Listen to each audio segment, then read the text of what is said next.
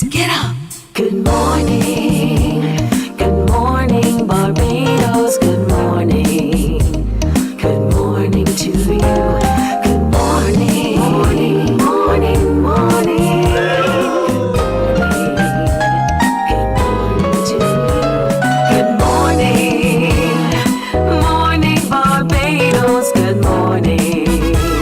Good morning to you. Good morning.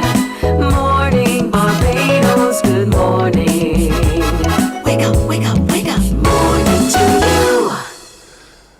Good morning to you one and all, and welcome to Wednesday the 15th of April 2026. Good morning everybody, I'm Pearson Bowen. It is wonderful having you company. Thank you so very much for waking up to keep us company. It's another beautiful day here in beautiful Barbados, and I hope you make the absolute most of the beauty all around. I know we're almost feeling as if we're in the dry season already. Outside it's looking so different, and so we're hopeful of some rain, sufficient rain, not just to fill our aquifers but also to brighten the color of our leaves and to help our farmers with the production of food crops and the like of it. And so I hope that you have a beautiful today. Remember always, as you wake up and you turn your eyes to the rising sun, that you take time also to say thank you to God. And then you love God and you love your neighbor as you love yourself. Those are the two greatest commandments indeed. So take time to remember that. To those of you joining us on our streams on Facebook, YouTube, and our website, cbc.bb, a very good morning to all of you. Thank you for doing so. You have been obedient always in sharing the show, and I encourage you to continue to share the show. And while you're having conversation one with the other, have conversation with us as well. We love your engagement with what we do every single day. So continue posting your comments and following up, if you have to, on the information which we share with you every weekday morning from 6 until 8 o'clock, Monday to Friday. So welcome one and all. And also, if you know of something or someone who has a story to tell, you just know that this is something that Mornin Barbados needs to feature, then you guide us to where it needs to go. You can reach out to us always by email. The email address is right there. It's morninbarbados@cbc.bb. morninbarbados@cbc.bb. Send us the information, contact details, all that you know, and we'll follow up from there and have it on the show indeed. And we thank you for partnering with us here on Mornin Barbados. Now today, every day we come into work in the dark of the day, and in the dark of the day, the first light we see is right there at the security hut. That light is a physical light, and it's also a physical light through the human beings who interact with us on our entry into the CBC compound. And this morning, one of our very friendly security officers who is assigned to us at the CBC for protection, he's leaving and he's changing jobs. And so to you, Otis, we want to say thank you so very much for the time you shared with us, for your warmth. The first smile we see every morning is from Otis. The first person who greets us with happiness and joy is Otis. And I know you'll take that same characteristic wherever you go. We wish you well as you continue journey upward and onward and moving to greater things. So Otis, thank you very much for your service to us here at the CBC. It's also yesterday the launch of the season of emancipation. For those of you who would have gone to Golden Grove Plantation to be a part of it, well done. I hope you learned something from the presentation given then. But the season runs until August. And so today, Wednesday, in the Daphne Joseph Hackett Theatre, there is the beginning of the showing of a 4-part documentary that chronicles the 400 years post-1627, and those until now to 2027. And so we want you to be a part of that screening. There is about an hour or so you'll watch, and then you'll have discussion. So it's more than just watching a movie, sitting and saying, oh, wow, that was wonderful. You share your thoughts, your feelings, your impressions as we begin our journey towards not just emancipation again, but understanding self. And so in the season of emancipation, every Wednesday, starting today, in the Daphne Joseph Hackett Theatre from 6:30, you should be seated to be a part of that screening, and you'll get a chance to ask your questions, dig deeper to seek the knowledge that you're seeking. And so I hope that you really take hold of that opportunity today. So there's a lot happening this morning. There's a lot happening all across the world as well, and the Caribbean. As a matter of fact, Antigua and Barbuda is preparing for general elections. We want to hear from a journalist there on the ground. What's the heat of the moment? What's the joy? What's the celebration? What's the plan? What are the things being discussed in the respective campaigns, and we'll talk to her in just a little while. We'll also today be reminding you of the importance of knowing your numbers. And I'm not talking about your cell phone number, your landline number. That's not what I'm talking about, even your account number.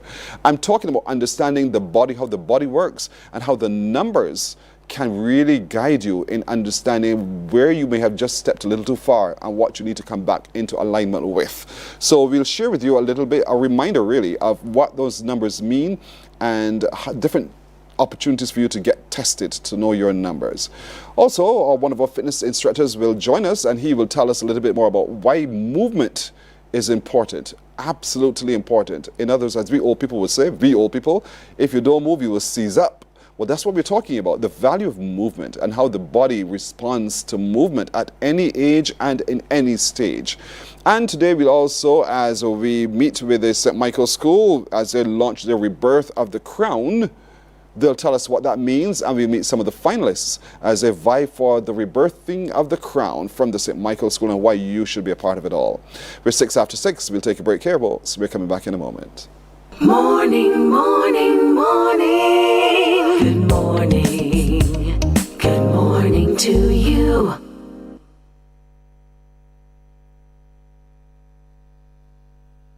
Welcome to Nature's Discount, the ultimate health food store. At Nature's Discount, we have thousands of quality products at great prices. Hi guys, Dottie here with Nature's Discount, and today we are talking about Solar Ray, microbiome, probiotics, and why you should be taking them. And we have well over 3,000 amazing products to help you get healthy. For your health tips, tune in to CBC TV 8 every Monday, Tuesday, and Thursday for Nature's Discount, sponsored by Get Healthy Incorporated. 98.1 The One, your number one party station. With an audience from 18 to 40, we keep you engaged, energized, and entertained. Choose 98.1 FM, The One.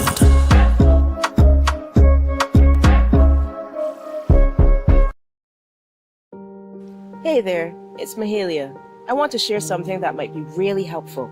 If you're feeling anxious, overwhelmed, depressed, or lonely and have no one to talk to, call Morning, morning, morning. Good morning.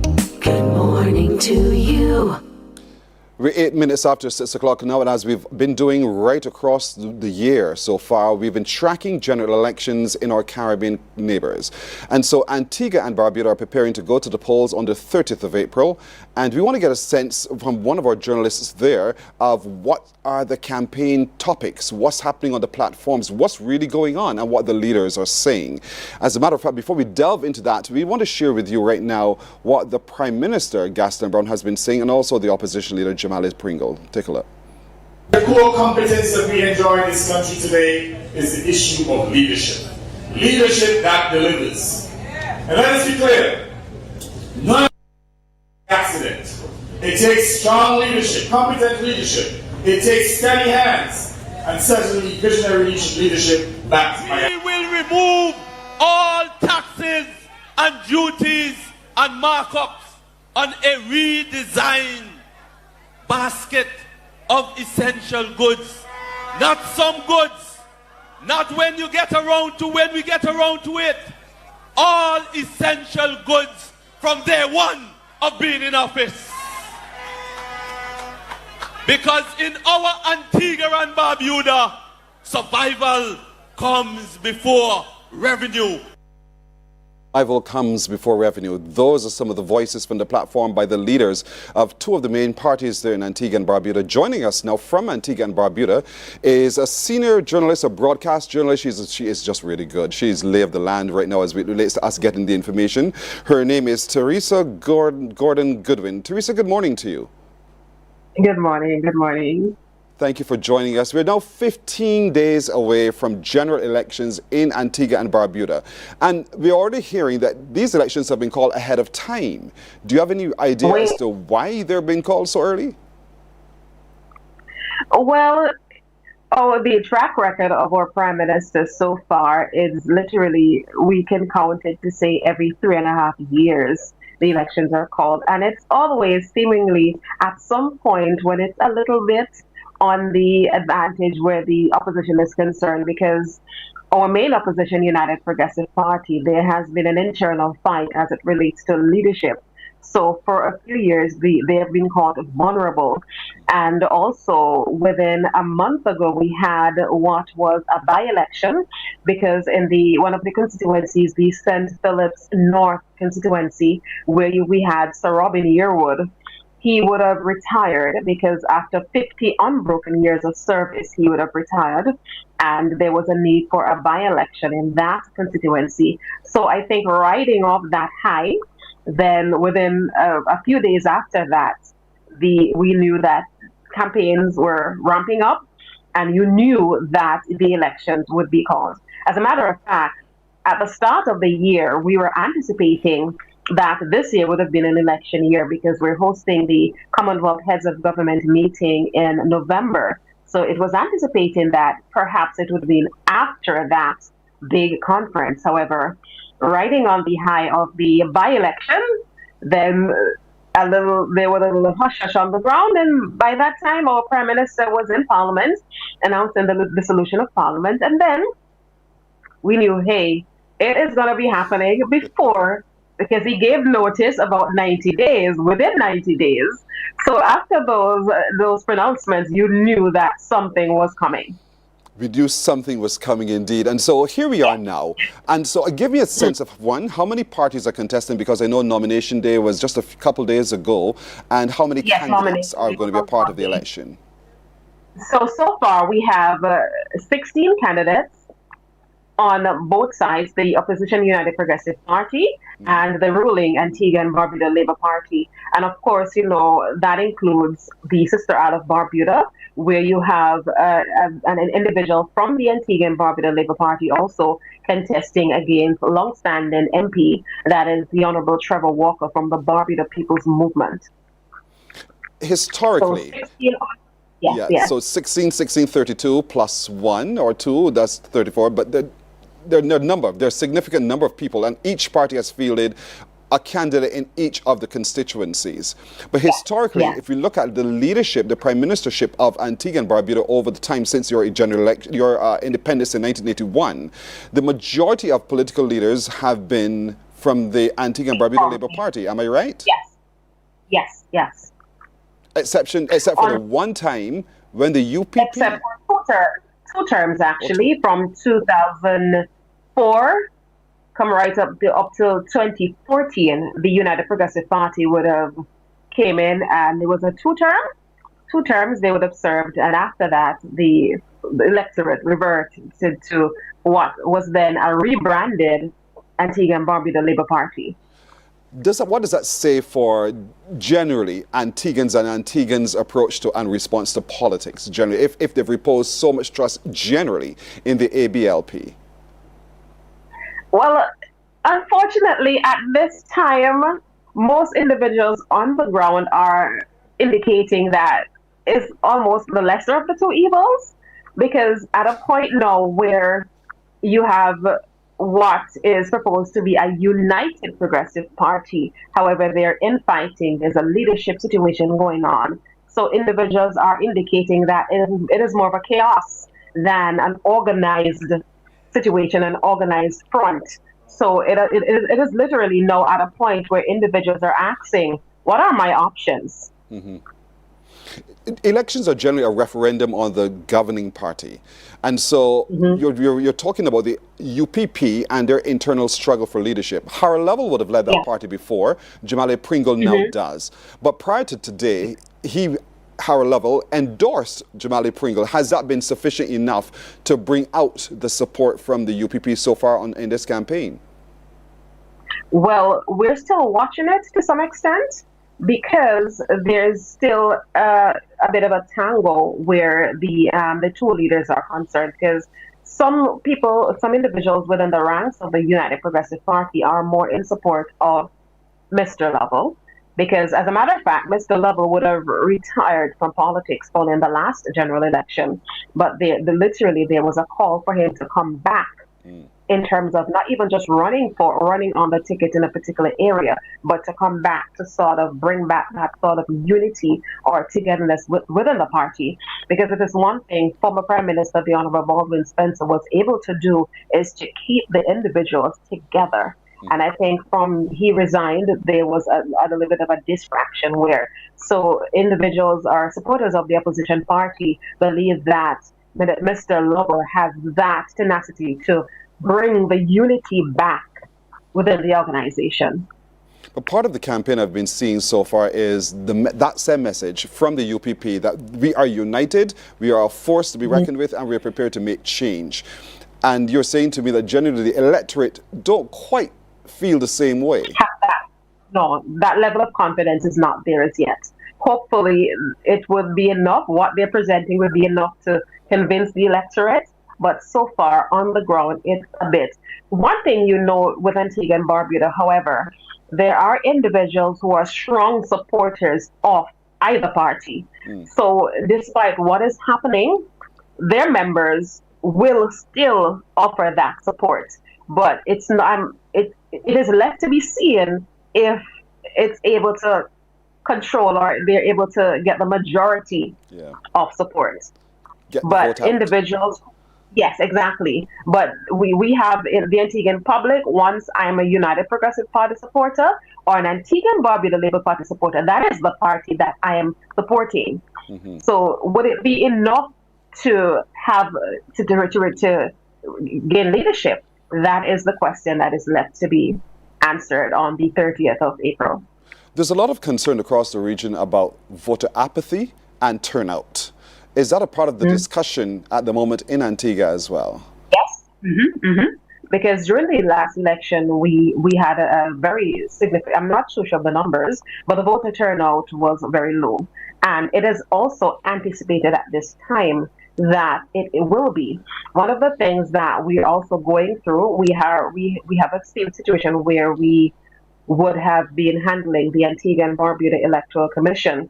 They are now going through a period of re-registration. So you would have individuals, because the idea was to have total re-registration, but instead of having that, they're indicating that the voter's identification has to be renewed. There has been an increase since the general elections has been called, but that is still a little bit of a mixture and a dancing with the numbers, because all the candidates now are ramping up that voter registration, re-registration process, and telling their supporters that you need to go and get. If you haven't done so as yet, this is a strict part of the campaign also. You need to go out and ensure that your voter's ID is valid. So a lot of paraphernalia, a lot of promotion too has been on encouraging supporters to go out and ensure that their voter identification cards are fully updated and are valid, because there was a lull in terms of individuals voluntarily going to re-register. But since the date has been announced, there has been a sort of increase. So it's to follow those numbers now to see how much persons are going and following through. But there are a lot of individuals too on the ground that are anticipating, do I really need to vote? Do I really need to go out and exercise my democratic right? Because at this point, there's not really a competition going up against the governing party. So either way, individuals are anticipating that the governing party, the administration of the Honorable Gaston Brown, will get a 4-term in office, a 4-peak. So do I really need to be participating in the process, or do I just sit it out? That is the concern right now. So it would be left to see how this pans out. Prime Minister Brown has said without apology he intends to take all 17 seats or 17 seats available in Parliament, both in Antigua and Barbuda. What is the discussion on the streets generally among the populations about that particular statement and the possibility really truly of that happening? Well, as expected, on the ruling side, individuals are really feeling strong and evident about that. But some of the Barbuda, our sister Barbuda, that is a little bit tricky, because one of the contention and one of the selling points for the governing Barbuda People's Movement at this point is the land issue. The land tenure in Barbuda is a very touchy topic, and Barbudans are very, because there was a communal land right indicating that the land is owned by the people, not necessarily the crown. Is owned by the people. The Prime Minister was pushing at some point, indicating that the lands will be made available to Barbudans, even at $1 even at $1, just so that Barbudans can gain title. And with title, they'll be able to, get a loan from the bank, or it would be put them in a better position. But the Barbuda People's Movement is of the opinion that the lands are owned by the people. The lands should not be sold. So it's a very touchy issue. And one of his campaigns is still on the land issue.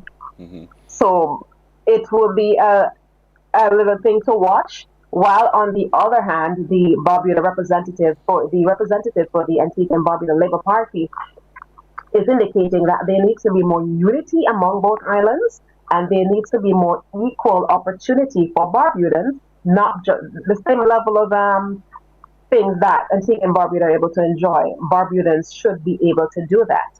And with the governing ABLP, that the opportunities for employment and this would be increased over time. So that is still a little bit touchy on that.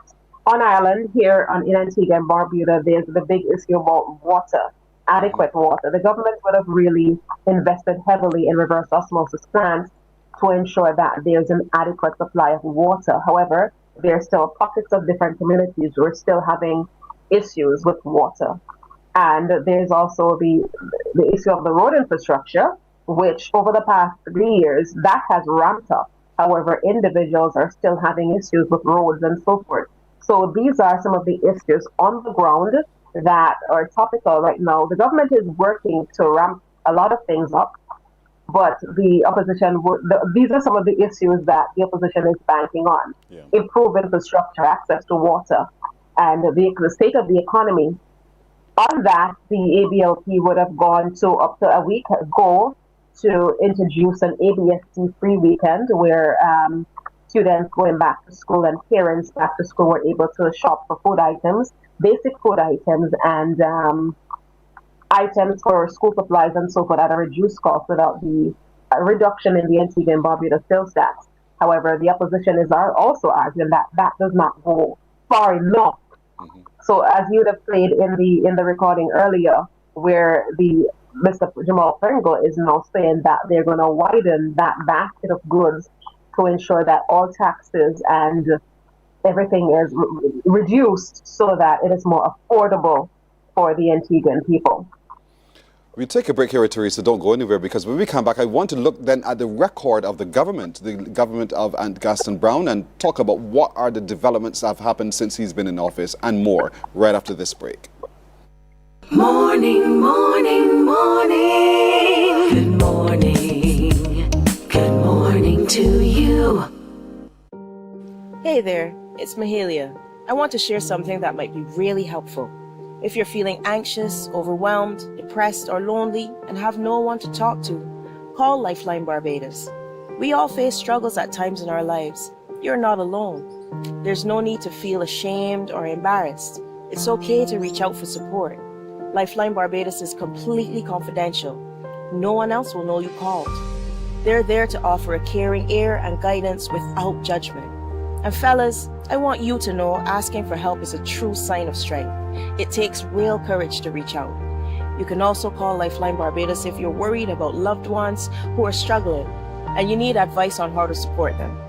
There's a saying, a problem shared is a problem halved, but not everyone has someone they can confide in. That's why Lifeline Barbados exists, to be there for you or someone you care about during tough times. Save this number.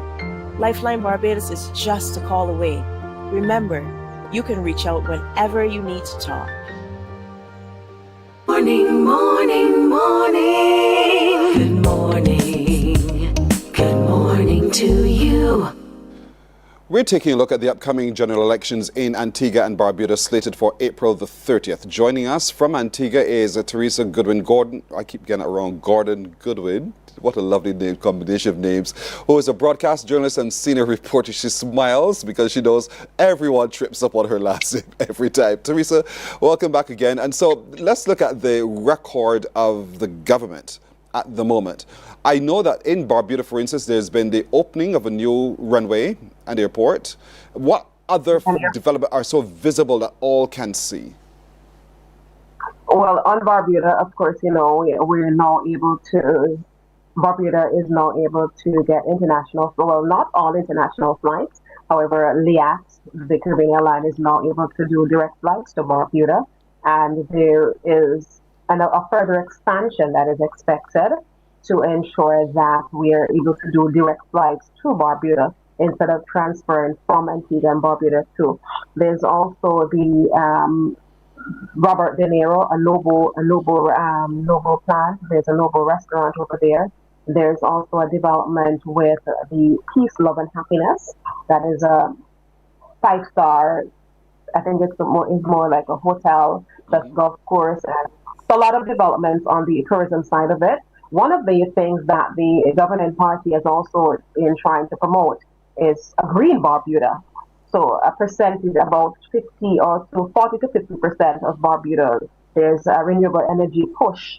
So Barbuda, as it relates to Barbuda, and based on the resources, the natural resources over there, there's that push to promote a greener energy, greener efficiency. That is what's happening and what's taking place in Barbuda. There's also a road rehabilitation program that is also going on over there. So a significant development where that is concerned. In Antigua and Barbuda, you can say there's been record tourism arrivals actually within the past few years. Record tourism arrival. Then also there's the brand new port facilities at the Antigua and Barbuda Port Authority. So because one of the things that the government is trying to do is position Antigua and Barbuda to be one of the shipping and logistic hubs in the Caribbean. So there's a big build out where the port facilities are concerned with further major developments coming into. One of the next things that we have been transitioning to as it relates to tourism is also the I'm not recalling the terminology right now, but we are trying to build a niche market in terms of home porting. Yes. So we have built out with partnering with Global Ports Holding. The government would have created a great partnership there. So there's a huge upland development project within the harbor within St. John's. So the infrastructure is really and truly a lot of dredging, a lot of infrastructure that has been built to ensure that. Well, one of the things we're looking to also do is to welcome the Oasis class ships to Antigua and Barbuda at some point, I think within another year or two. So there's that development going on. The port facilities at Deepwater Harbour would have been ramped up, and now we have a terminal at the St. John's Harbour to ensure that we can sufficiently do home porting, because we have Arvia and a number of other cruise vessels which literally you're able to walk onto the dock at St. John's and board your vessel right there. And we have a lot of individuals that are coming in now to board. We also looking into the MICE market, meeting incentives and so forth, because coming after, we have a big center at the Antigua, the American University of Antigua, where we would have hosted the SIDS conference. Now we are hosting huge conferences, Shogam coming up within November, and we have hosted a lot of conferences from the Caribbean Hotel and Tourist Association. So there's another niche market there that we are trying to ramp out. And there has been a massive housing revolution across the island too, where individual teachers, security guards are able to now access land and housing at an affordable rate, a reduced rate. So there are different, in each constituency right now, there is a different housing project going on, because the government is indicating that every individual should be able to at least own a home. The government has gone even further to reduce the cost of tertiary education. The Prime Minister Gaston Brown has indicated that at least every household on island should have at least a university graduate, an individual with a degree. So education, there has been a lot of development within the educational landscape. at the University of West Indies Barbados campus, and also the Antigua and Barbuda continuing the APCAS, because we have a merger of all the local institutions to ensure that is more streamlined. At this stage right now, as of September last year, individuals are able to go to these tertiary institutions. The fees and so forth have been waived. He also went further to waive the fees for CXC exams. So individuals signing up for CXC, that is now free of cost. The government also has a second chance program where individuals who are now in the workforce, who are able to go back to school, accessing classes free of cost. Their CXC again are free, so that is a new initiative that is going on, and that is really taking off on its own. So I would say a lot of significant developments within each sector over the past years. And that's for all to see, everyone will know. But there's so many bread and butter issues for the bread and butter people, the normal average people that we can talk about. But I'd like to invite you back at another time so we can have further discussions on this, Teresa. I'll be watching for sure the campaigning as it happens and the platforms, and then we'll be able to have further discussion if you so agree on this at another time. That's not a problem. That's not a problem at all. That's not on tape. That's now on tape. That's a yes from you, Teresa Gordon Goodwin. Thank you so very much for spending the time with us this morning on Morning Barbados and being our person on the ground, because as we get closer and closer to the general election, the ideas will flow, the conversations will flow, the criticisms will flow across campaign platforms, and we want to be able to report those to our viewers as well. We do have Antiguans here who are paying attention as well, so we want to be able to make this real for them as well. So thank you so very much for joining us today, and we look forward to our next engagement. No problem. Thank you for having me. Thank you very much. Teresa Goodwin Gordon, who is a broadcast journalist and senior reporter from Antigua, joining us to talk a little bit about what's happening there in Antigua as Antigua and Barbudans get ready to go to the polls on the 30th of April. Morning Barbados takes a break here. We're back in a moment. Morning, morning, morning. Good morning. Good morning to you. Books open your heart, your mind, and your soul. They are educational, entertaining, inspiring, and motivating. Are you an author of a recent book you want to share? Then Mornin Barbados would love to feature your book in our The Next Chapter segment. Send us an email to morninbarbados@cbc.bb. That's morning without the G. Come and let us turn those pages together.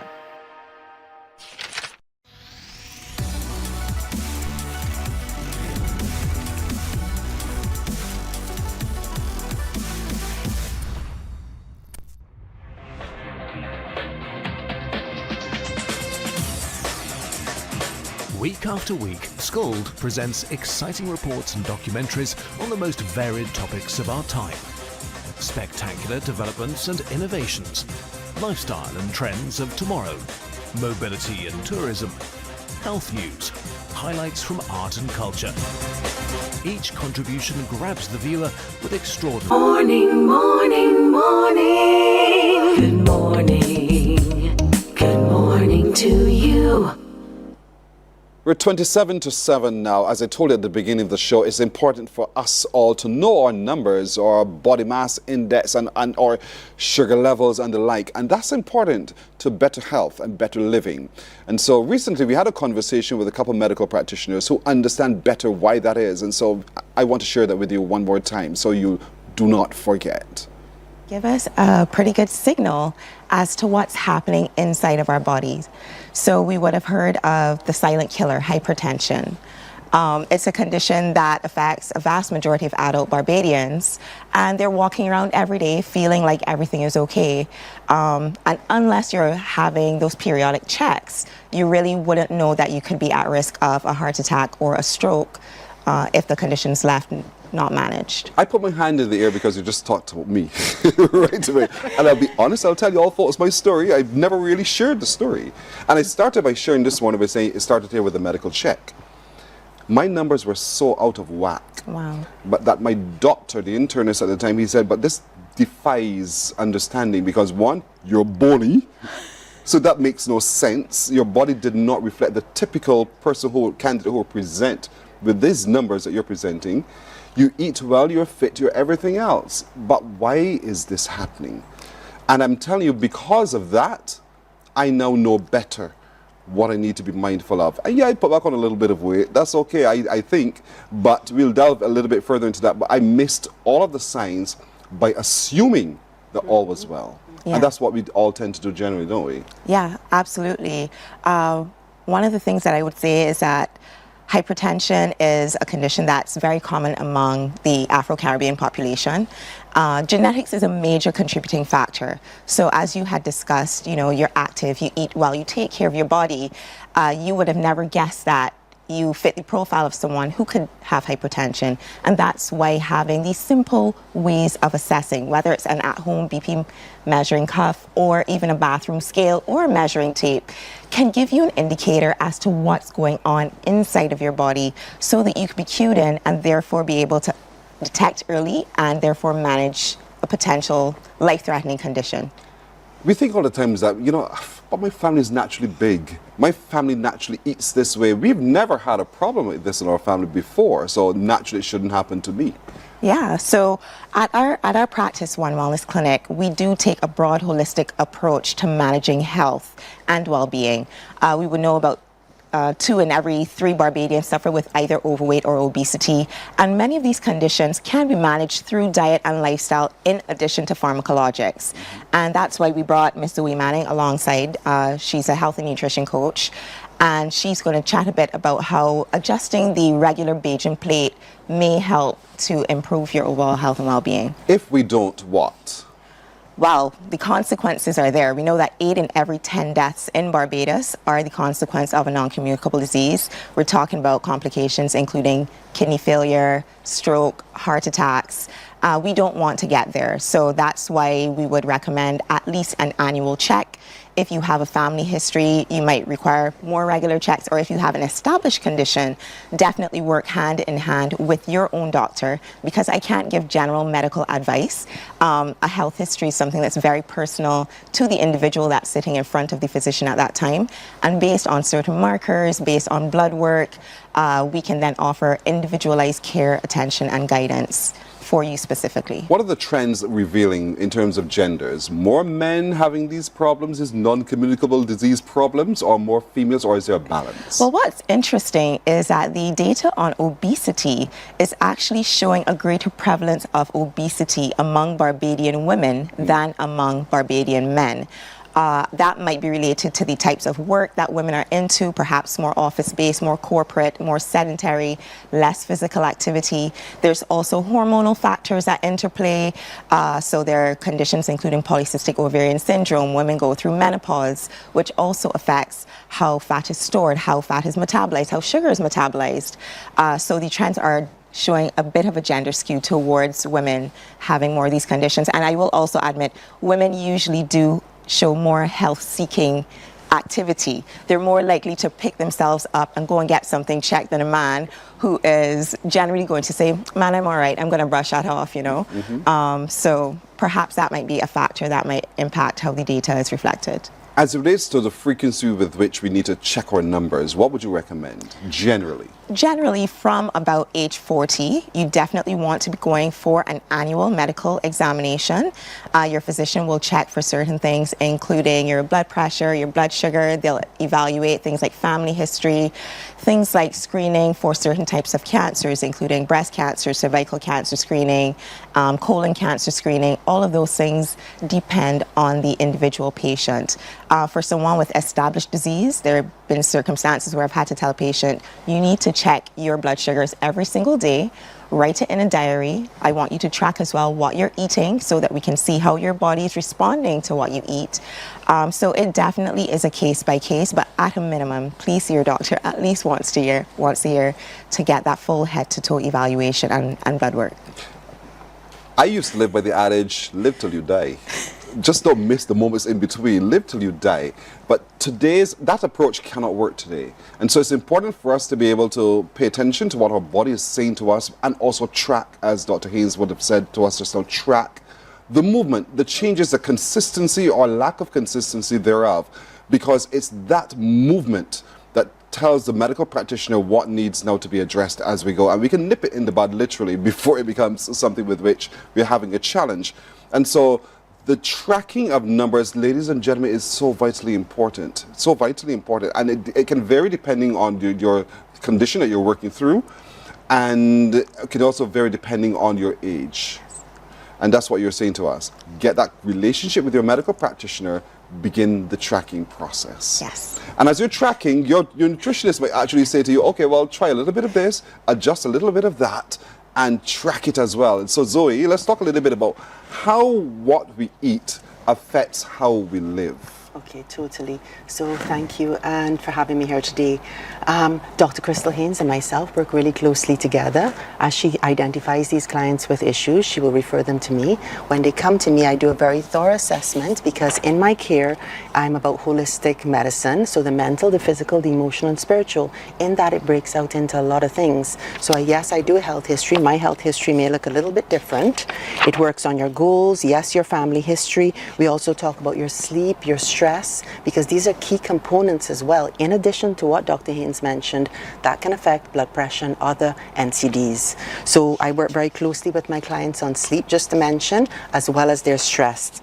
How to balance their circadian rhythms. We look at digestive health and gut health, because it's not just what you eat, but it's also how your body digests it, absorbs it, because we can say this is healthy food, but if your body's not digesting it and absorbing it right and correctly, and you're potentially living in an inflamed state, you're doing more damage than good. And there's no one plate that fits everyone. I'm very much about bio-individuality and yes, multidimensional health. But to answer your question directly, which is how what we eat affects us, I would like to generalize and say whole food, plant-based and healthy protein is generally the key here. Ultra-processed foods are a definite no-no. And just to be simple with it, basically, if it's ultra-processed and not minimally processed, so I say minimally processed, maybe nuts in a pack that just have a little sea salt. If they have hydrogenated vegetable oil, if they have palm oil, all of those things are considered inflammatory and are not good for us and affect our gut, which is the root of inflammation and the root of NCDs in my world. So that's a generalization about food.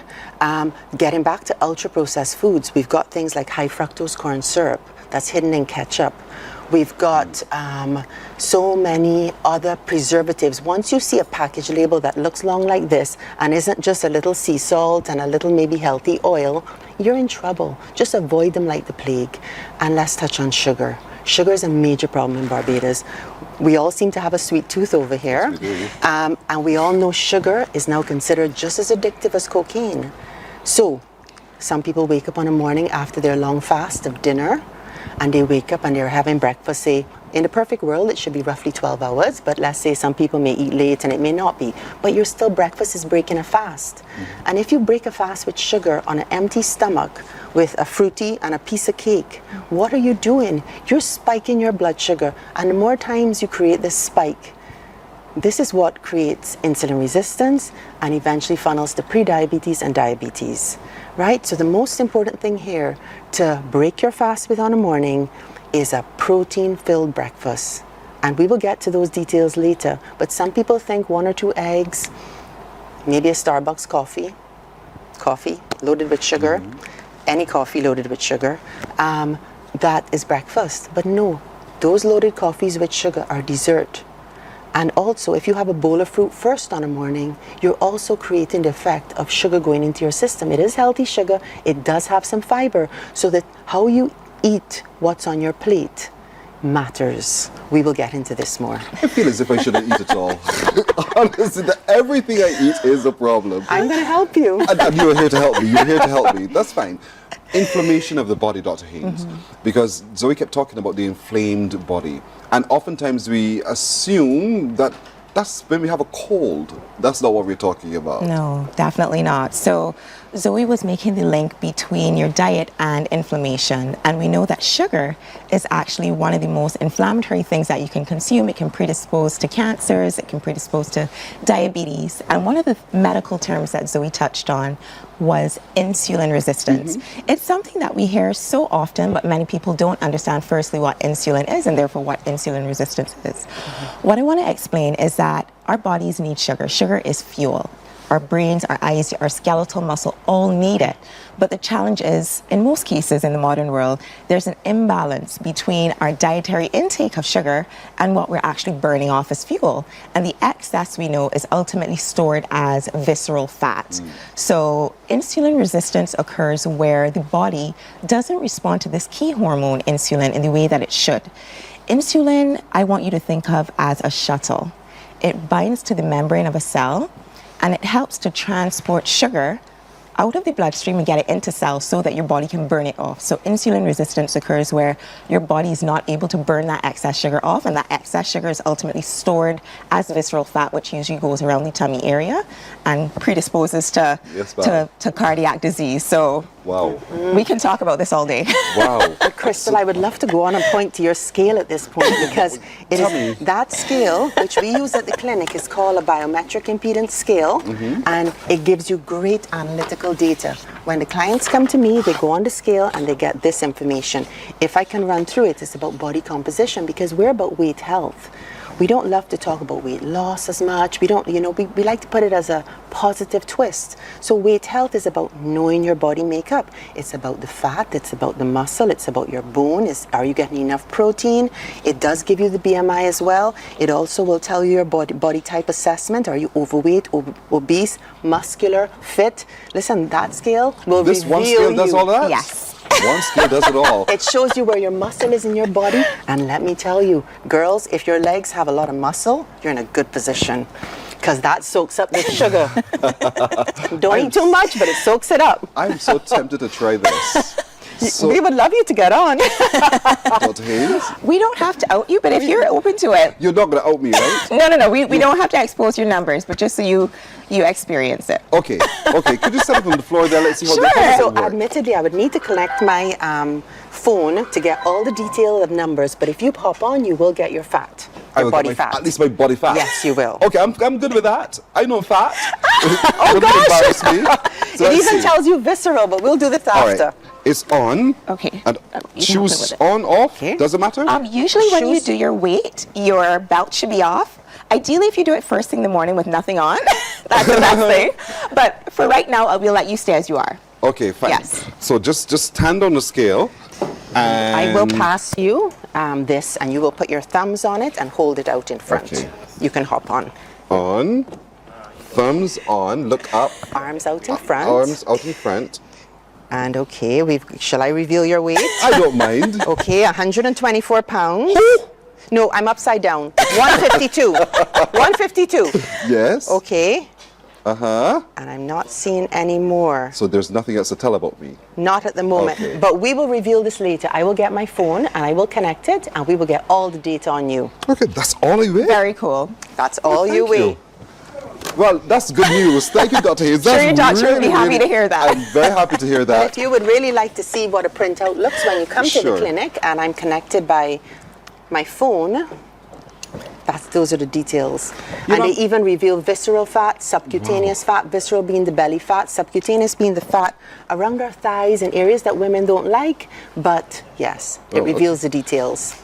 I'm hoping that you're paying very, very close attention. I shared with you a moment ago one of my numbers, my weight. And I rejoiced because, quite frankly, my weight has decreased. I love it, as a matter of fact. But the other part of this whole question of how we get to know our numbers and understand our body mass index as well is the waist.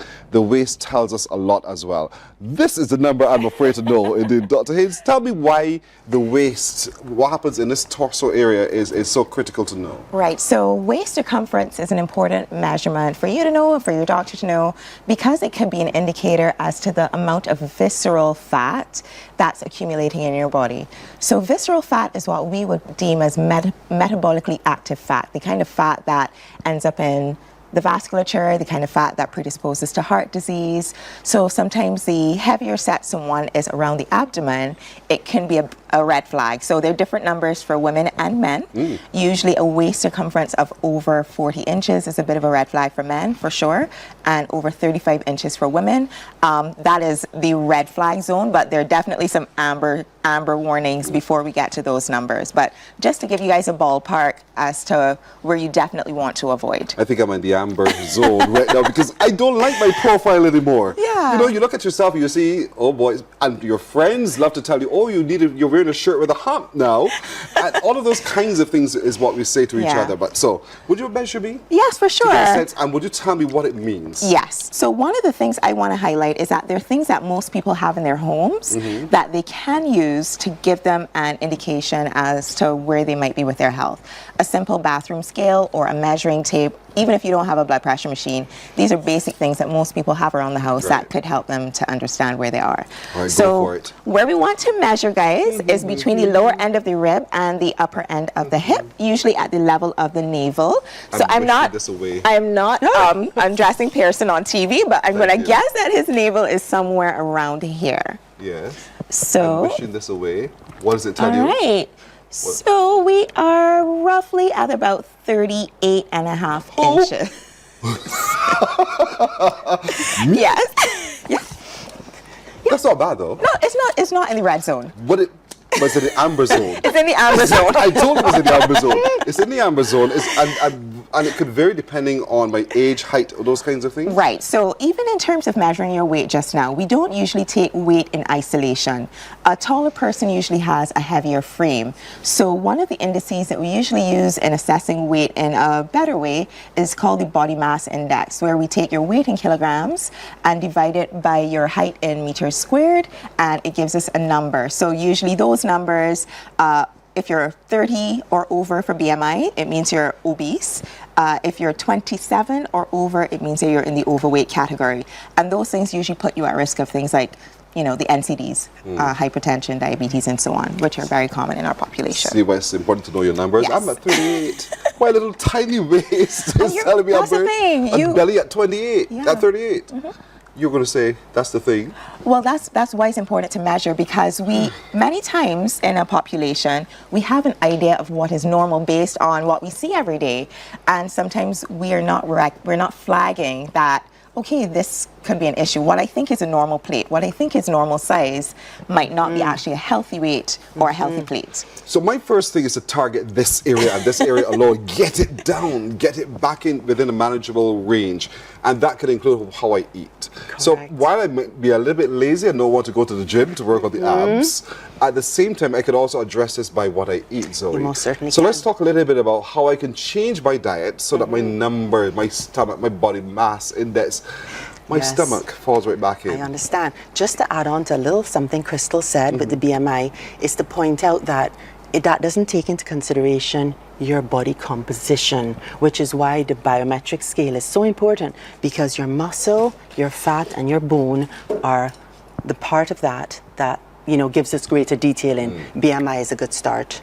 Now, regarding your stomach, believe it or not, a stomach can have a lot of bloating going on or digestive issues that in almost a couple of days of eating right can go down. It doesn't mean there isn't visceral fat, but there's hope for you, Pearson. You can be looking good on camera just now. That's good news. Okay, so to start simply, make sure you drink a lot of water, get a lot of fiber in your diet, and eat, once again, whole food, plant-based, and a healthy protein source.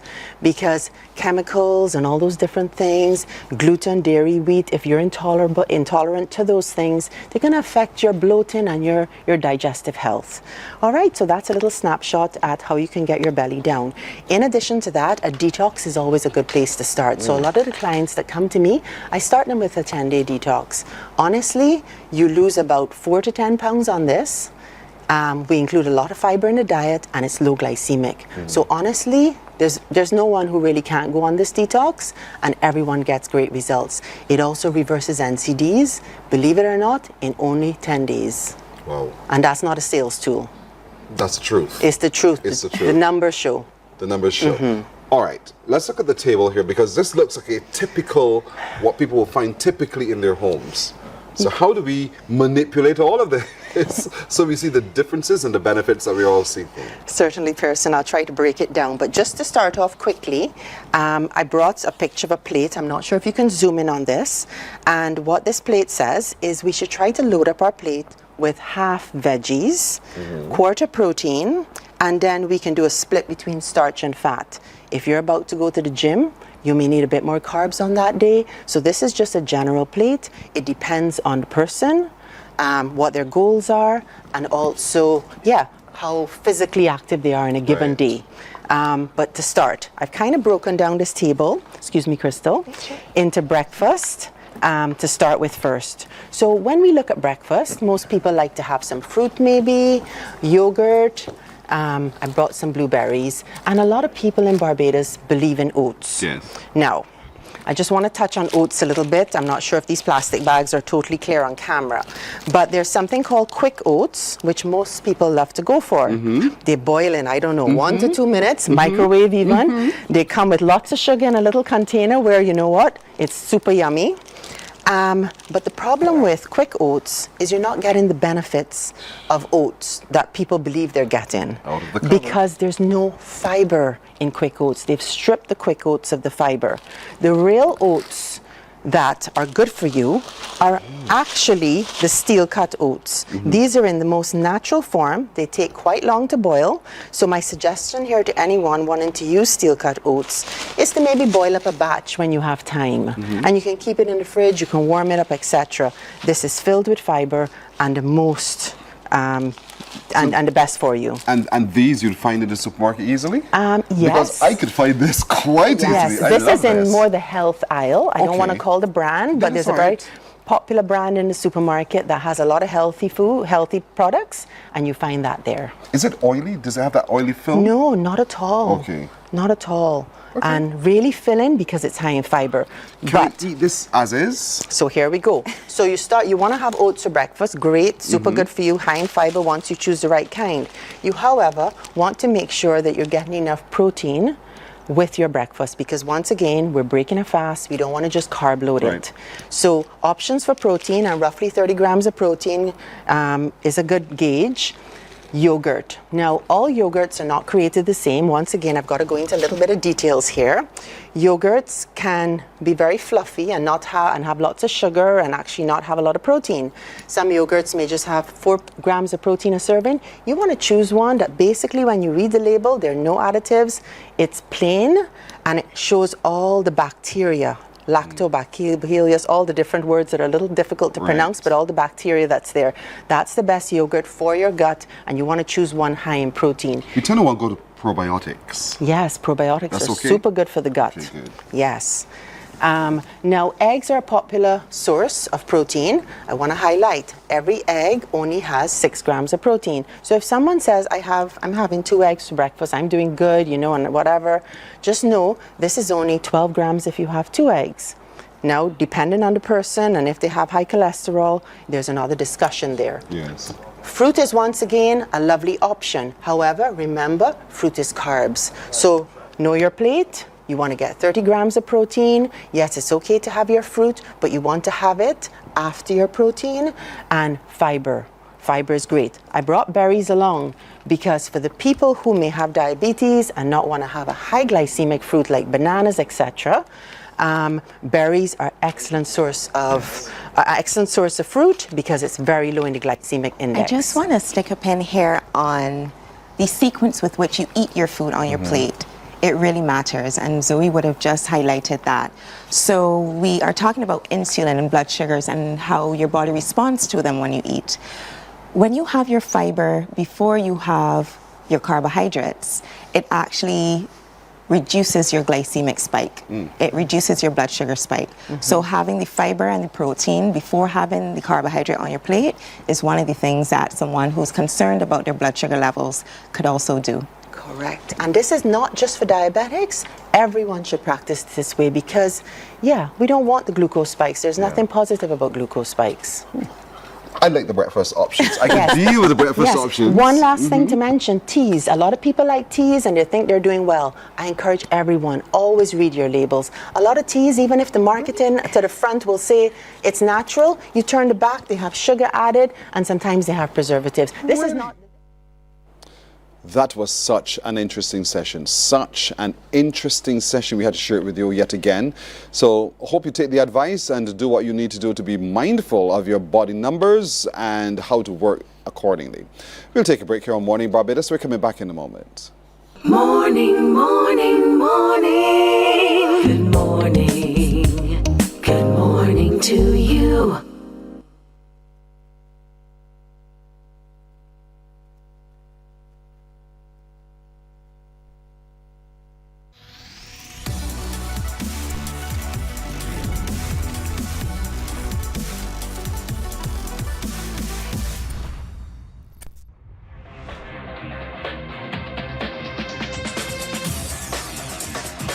Week after week, Scold presents exciting reports and documentaries on the most varied topics of our time. Spectacular developments and innovations, lifestyle and trends of tomorrow, mobility and tourism, health news, highlights from art and culture. Each contribution grabs the viewer with extraordinary images and stories and takes him into fascinating worlds which he experiences here exclusively and up close. We're there when companies and specialists develop super satellites for a global network in space and can look behind the scenes. Scold is a window to everything that is there or is yet to come. Fly with us through time to better understand today and tomorrow. You've always wanted that. Scold, a look into the future. Our world today is not the world God wants it to be. One of the reasons, which will surprise many, is that our planet, its governments, and its peoples are all living under the weight of Satan's rule. From the beginning of mankind's existence to today, human history is the written record of what it means to live under the rule of the devil. Yet that rule is coming to an end. And what a difference that will make. Every Sunday at 9 a.m. on CBC TV 8, tune in for Tomorrow's World, sponsored by the Living Church of God. Some ask, what makes Barbados so special? We at Mornin Barbados say it's you, our exceptional youth. You are Morning, morning. Good morning. Good morning to you. Let's look at the news now. With just days to go before the school term starts, educators across Barbados are being encouraged to prioritize their well-being as burnout continues to affect the profession. The Barbados Union of Teachers hosted its 5th Caribbean Teachers Talk yesterday, focusing on moving from survival to success in the classroom. Deanza Roberts was at the Lord Erskine Sandiford Centre there, and she filed this report. The Lloyd Erskine Sandiford Centre became a space for reflection, empowerment and honest discussion as teachers gathered under the theme to thrive, not just survive, ending the burnout culture. Union President Rudy Lovell says, while teachers are expected to give a lot, they also need to protect their mental and emotional well-being. Somewhere along the way, teaching, the mother of all professions, became a test of endurance. We celebrate the teacher who stays at work the longest, who sacrifices the most, who somehow keeps going on empty. We call it dedication. We call it passion. But too often, what we are really describing is burnout. And burnout is not a badge of honor. It is a signal. A signal that something in the system, in the expectations, or even in the stories we tell ourselves about what it means to be a good teacher needs to change. He reminded the educators that they cannot pour from an empty cup and encouraged them to start setting boundaries. We are not here to talk about surviving another term or school year. We are here to challenge a culture that says exhaustion is normal, a culture that equates overwork with commitment, a culture that forgets that teachers are human beings before they are heroes. What if we rewrote that narrative? What if thriving looked like sustainable energy rather than constant depletion? What if it meant setting boundaries without guilt? What if it meant rediscovering joy, not just in your student's success, but in your own experience of teaching? The forum also featured contributions from education officials, including Permanent Secretary in the Ministry of Education Transformation, Kim Bell, who highlighted ongoing change within the education sector. As a ministry, we recognize that individual strategies are not enough. Systemic support is essential.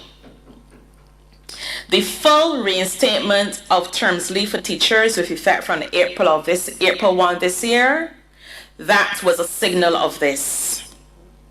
This has resulted in teachers being able to benefit from terms leave, not only if it's your first or your last, but also for those persons who are eligible for a second or a third or even a full, depending on how long or how early you would have entered the teaching service. She says while the profession is one that is demanding, teachers need to do things differently. This includes setting clear time schedules, reflecting on small wins, and building support networks.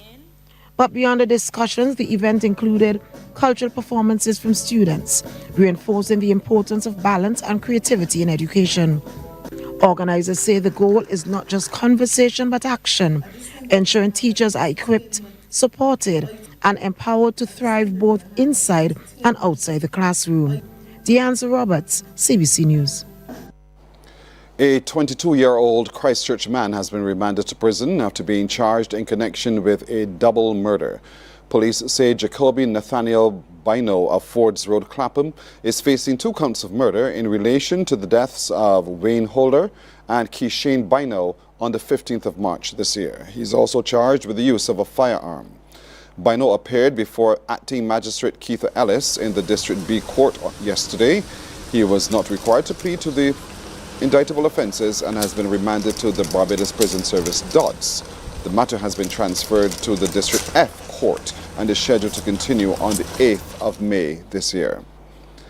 The Caribbean Broadcasting Corporation has a new board of management.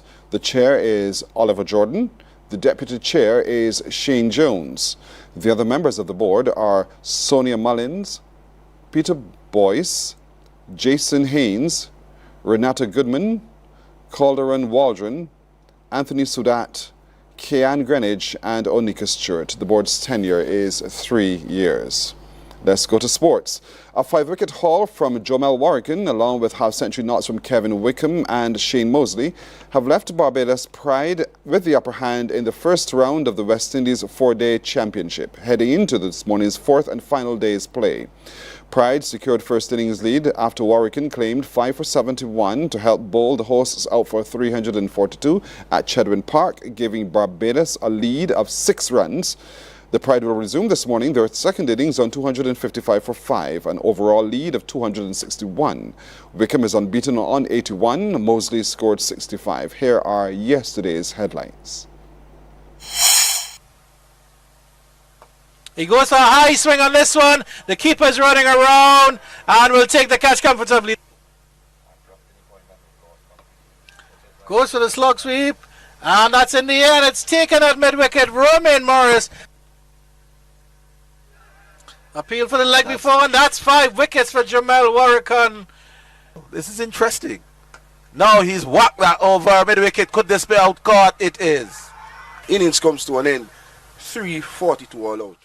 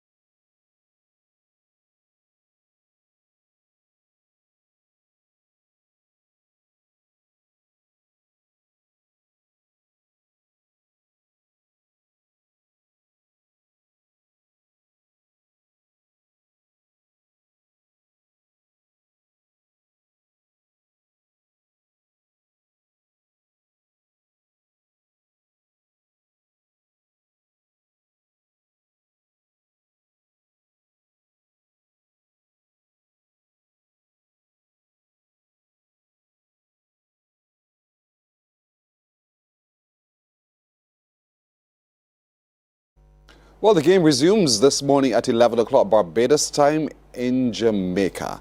It's the fourth and final day, and those were the highlights.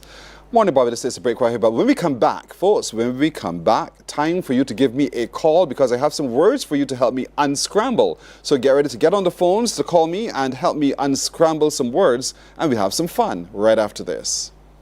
Morning, morning, morning. Good morning. Good morning to you. Some ask, what makes Barbados so special? We at Mornin Barbados say it's you, our exceptional youth. You are talented, resilient, and inspirational. You are the epitome of the Barbadian spirit, testing the boundaries of your creativity. If you are an entrepreneur, artist, baker, designer, author, or have done anything you think should be highlighted, email us at morninbarbados@cbc.bb. Let us show the world our exceptional Bajan youth. From the beautiful shores of the gem of the Caribbean, Barbados, home of the amazing Harrison's Cave, the tantalizing Oystins Bay Garden, our historic garrison, the indigenous road tennis, and the friendliest people in the world. We are 94.7 FM, the ultimate Bajan experience. There is a saying, you can find a Bajan anywhere. Are you a Bajan living abroad? Or do you know of one who has migrated to another country? Well, we at Mornin Barbados would love to have you or them on our Bajan Afar segment. Share your amazing stories, experiences, and how you have adapted to a new culture. Morning, morning, morning. Good morning. Good morning to you. We are 12 minutes after 7 o'clock. Time for you to help me unscramble some words. It's really, really quite simple. All of these words relate to our beautiful island of Barbados, so you should know it. You should know it. So this is word number one on your screen for you to help me unscramble. The numbers to call are 228-5562 or 228-5563. 228-5562 or 228-5563. Do you think you can unscramble these letters to form a word that is about Barbados or a place in Barbados or a thing about Barbados? Can you unscramble all of these letters, there are enough of them, and make me the word that you see? I see Peter is really working it out, shifting letters all about. What about you? 228-5562 or 228-5563. I'm telling you, it's a word in Barbados that has a W in it for sure. It's about Barbados. Is it a food? Is it a thing? Is it a place? Is it a name? What is it? 228-5562 or 228-5563. All of these words I'll be asking you to help me unscramble are relating to Barbados. Yeah. Let me see how well you know this beautiful island of ours known as Barbados. And that word is not Barbados. What word do you think that is? Serious. Serious. Boy, Peter almost made me respond to him. 228-5562 or 228-5563. This is so simple. This is so very simple. And I'll give you a clue if you get it wrong. I'll give you a clue. 228-5562 or 63. Good morning. Hello. Hi. Good morning. Hey, just turn down the volume on the television so we don't have this kind of a trip around of ourselves. Can you do that for me? Yes, please. All right. You good now? Let's see. What's your first name? Roshana. Roshana, are you on vacation? No, please. Where are you watching us from? Home. Pet Peter. You make it sound as if I know that. Should I know that you're watching at home? Roshana? Yes. I should know. All right, so you're watching. No, you shouldn't know. I guess you wouldn't know. Okay, and you're watching from St. Peter? Yes, please. All right, are you near to the Coleridge and Parry School? Pardon me? Where you are, is it near to the Coleridge and Parry School? Well, like 5 minutes drive. Drive? Big girl, you can walk. So you live in, let me get it right. Do you live in the Speightstown area or on the other side of the Coleridge and Parry School? On the other side. On the other side. So that means, let me think here now. You live near to Mile and a Quarter? Yes, near Tomato, Florida. I'm working you out. Rashana. All right. What word do you think this is? Bridgetown. I beg your pardon. Look at. Have you looked at your screen carefully? Pardon? Have you looked at your screen carefully? Yeah. And what about those letters make you feel it's Bridgetown? Well, I mean, now you got me guessing myself. Rashana, you are very right. Well done. Okay. It's Bridgetown. Thank you here. Okay. All right, bye-bye. She's watching you, dude. I like that. Yeah, it's Bridgetown because it had the W. The W is what scared a lot of you. 228-5562 or 63. Look at this right now. Woo. This is a big one, baby. 228-5562 or 63. If you get it wrong, I'll give you a clue. I promise you. 228-5562 or 228-5563. All of these words really relate to Barbados, whether it's a food, a place, place name, a thing, or whatever. It relates to Barbados. These are words you know, so don't complicate things in your own mind. Look at it very carefully. It's going to pop out at you. 228-5562 or 228-5563. What word is this? When you unscramble all of these letters, 2, 4, 6, 8, 10 of them, then what word do you get? It's about Barbados, or it's about a thing in Barbados, or it's Barbados. 228-5562 or 228-5563. That's what do you get? What do you get? And you can call me from anywhere. If you're overseas, just put the area code 1246 228-5562 or 228-5563. What word is this? Unscramble those letters and give me your answer. If you get it wrong, I promise you, I'll give you a clue. And maybe that clue will help you get it right. But you call me right now, 228-5562 or 228-5563. Even the little ones who are home on holiday, they're encouraged to do so as well. I just love to hear the young people's voices. Really, really love to hear it indeed. So call me and let me know. What word do you think it is? Good morning. Hello. Good morning. Hi, how do you do? Hi. Hi. Flying fish is the word? No. Hold on. I have a process. Who's calling? Hi, Roslyn. Hi, Roslyn. Where are you watching from, Roslyn? I'm watching from Bridgetown. You live in Bridgetown or you work in Bridgetown? I live in Bridgetown. And how is it living in Bridgetown, though? How do you feel about living in Bridgetown? Is it a nice place to live in? Very good. Yeah? You've grown up there all your life? Pardon? You've always lived there? You were born in Bridgetown? Yes, please. I was born in Bridgetown. And you've never felt the need to live outside of Bridgetown? Roz? I live in Bridgetown. Can you hear me well? I'm not hearing you clearly. Oh, I'm not so sure what's going on there. All right, so what's your answer? Flying fish. Should I give you a clue? No, please. Because you believe you're right? Yes, please. You really feel so? You're right, Roslyn. Yes. Thank you. You're welcome. Have a good day in Bridgetown. All right, good girl. All right. You're welcome. Okay. As I told you, all of these words relate to Barbados. So this is so obvious. You can even look at that right away and taste it. 228-5562 or 228-5563. Look at your screen. We have a new word right there for you to unscramble right now with me. And again, it relates to Barbados. It is so obvious, it's not funny. If you get this wrong, I will be totally surprised.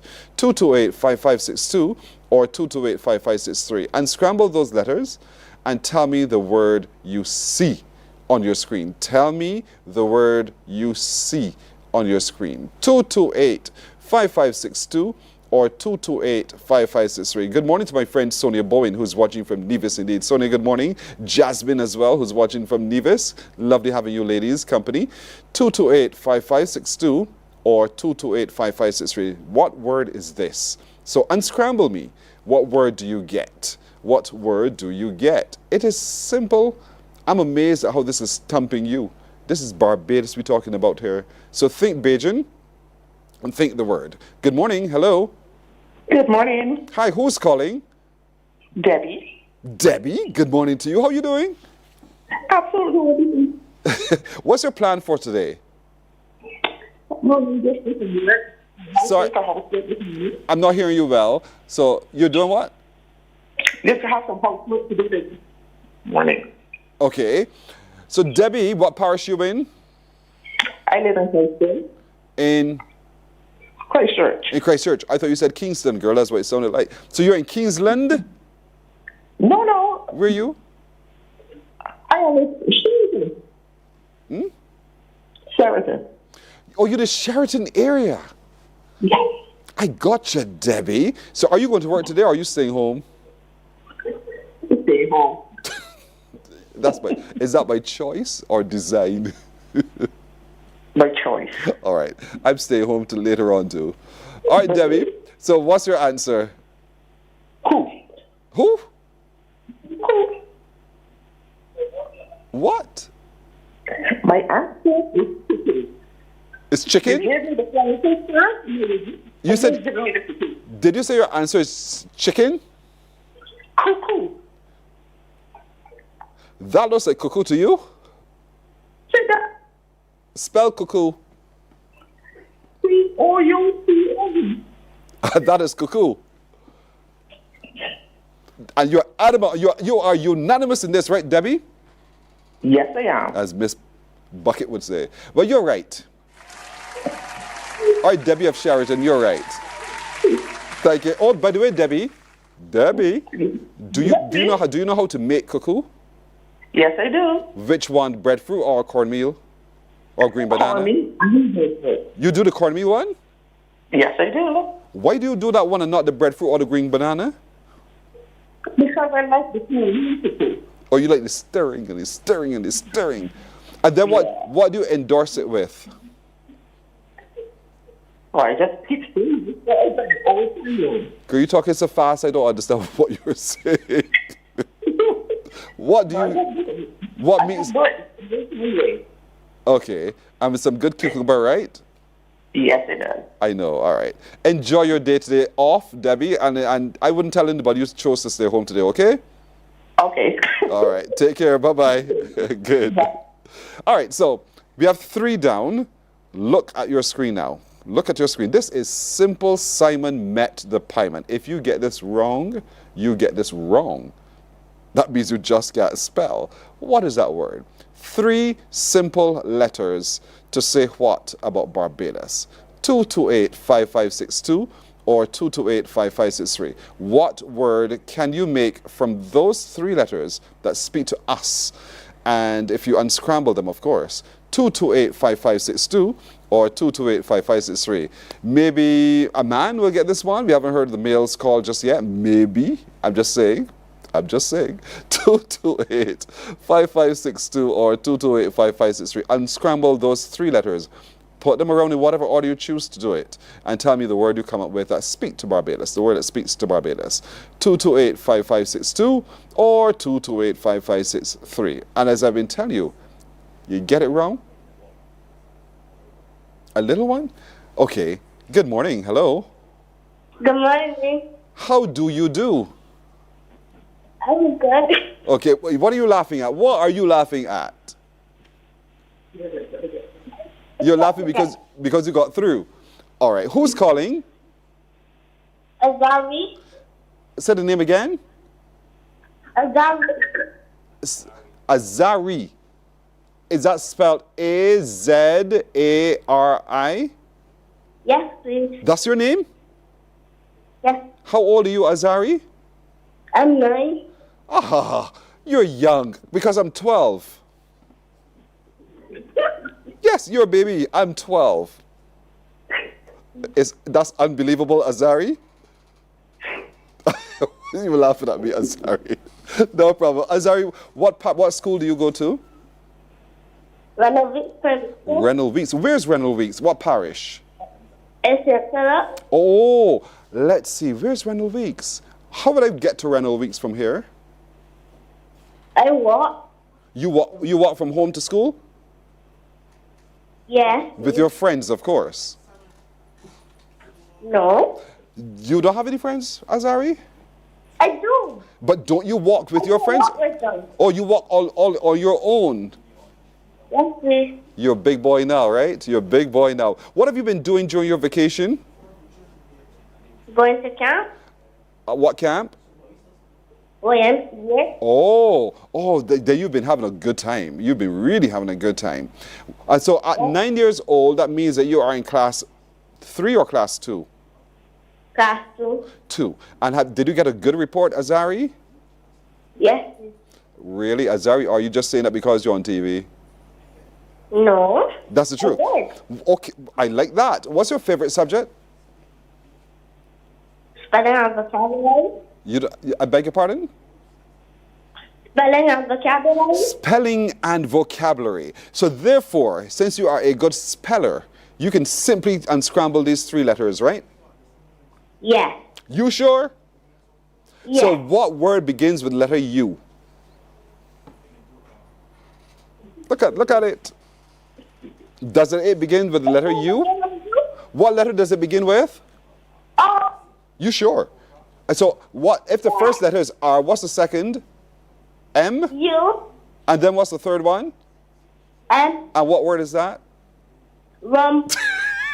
The thing you should stay away from, Azari, that's the answer. You're absolutely right. Well done, Azari, well done. I love the fact that you love spelling and vocabulary. Keep doing well at school today, and well, when you head back to school next week, Azari, and we expect only the very best from you, all right? Yes, please. All right, well done, Azari. Well taught, well trained young man indeed. Azari, 9 years old, goes to the Reynolds Weeks Primary School in St. Philip. Like him, I like him. Don't be a stranger, Azari, call all the time. Next word is on your screen. Unscramble all of those letters. That looks like some condiment, something you put on salad or something, I don't know. 228-5562 or 228-5563. Remember, all of these words relate to Barbados, and if you plant that in your head early o'clock, you'll know right away it's something that speaks to who we are. 228-5562 or 228-5563. Also, this is simple. This is simple. This is so simple that even Azari can get it. 228-5562 or 63. Let the little ones call. Let also the little ones call. It does not matter. You know I love to hear them when they call. So 228-5562 or 228-5563. What word, when you unscramble these letters, do you get?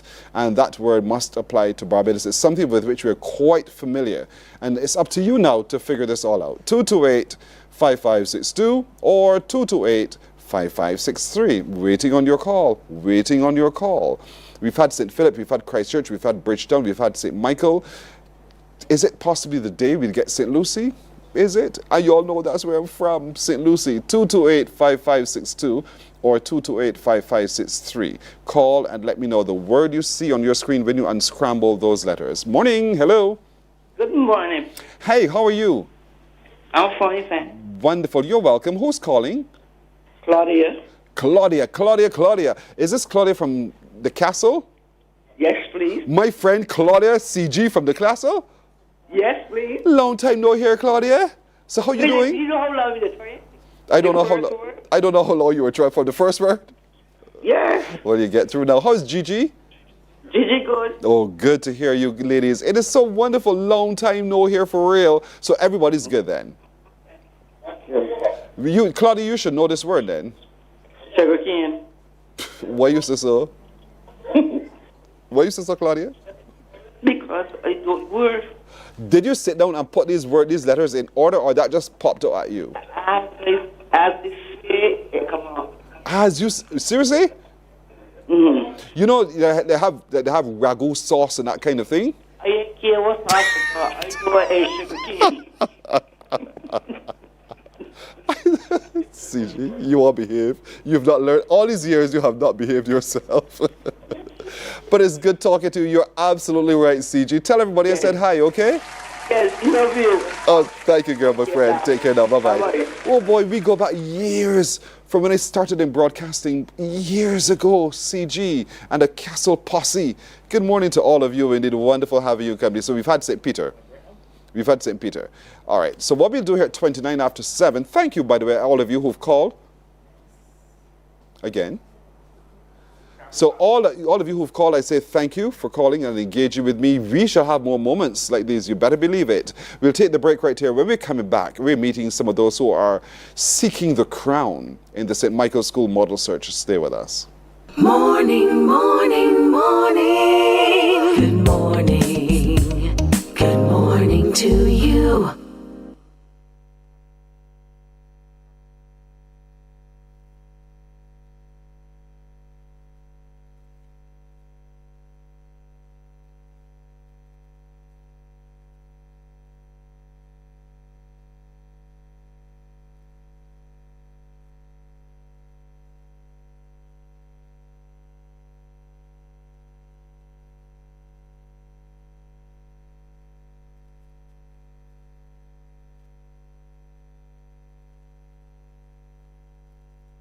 There is a saying, you can find a Bajan anywhere.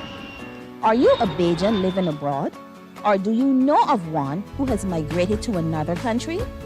Well, we at Mornin Barbados would love to have you or them on our Bajan Afar segment. Share your amazing stories, experiences, and how you have adapted to a new culture. Send us an email to morninbarbados@cbc.vb, and together we will travel the world.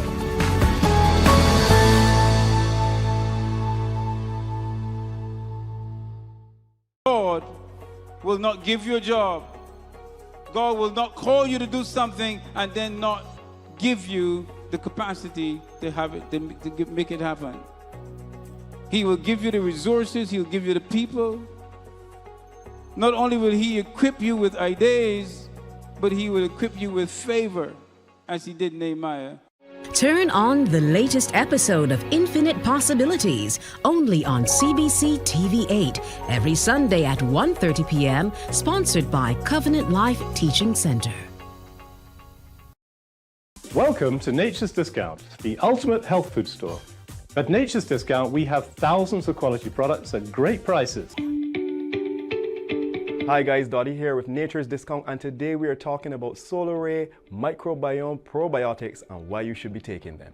And we have well over 3,000 amazing products to help you get healthy. For your health tips, tune in to CBC TV8 every Monday, Tuesday, and Thursday for Nature's Discount, sponsored by Get Healthy Incorporated. 98.1 The One, your number one party station. With an audience from 18 to 40, we keep you engaged, energized, and entertained. Choose 98.1 FM, The One.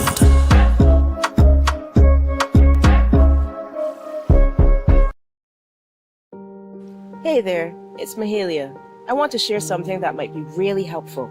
If you're feeling anxious, overwhelmed, depressed, or lonely, and have no one to talk to, call Lifeline Barbados. We all face struggles at times in our lives. You're not alone. There's no need to feel ashamed or embarrassed. It's okay to reach out for support. Lifeline Barbados is completely confidential. No one else will know you called. They're there to offer a caring ear and guidance without judgment. And fellas, I want you to know asking for help is a true sign of strength. It takes real courage to reach out. You can also call Lifeline Barbados if you're worried about loved ones who are struggling and you need advice on how to support them. There's a saying, a problem shared is a problem halved, but not everyone has someone they can confide in.